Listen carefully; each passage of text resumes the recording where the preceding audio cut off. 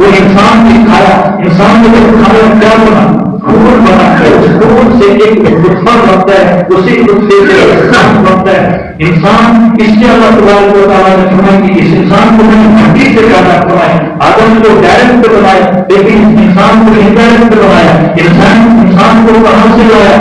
دانا مٹی میں ڈالا، وہاں سے مٹی کے اثرات سے وہ بڑا ہوا مٹی کے پائی، اس کے اثرات ہوئے، وہاں سے جو انسان نے کھایا، خون بنا، خون سے نطفہ بنا، نطفے سے کیا بنا؟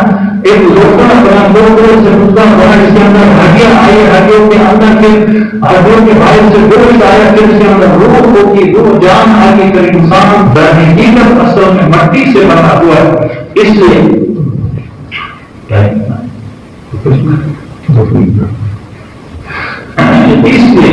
ہم تمام لوگوں کو یہ سوچنا چاہیے کہ اللہ تبارک و تعالیٰ نے اس انسان کو جو پیدا فرمایا وہ ایک مقصد کے لیے پیدا فرمایا۔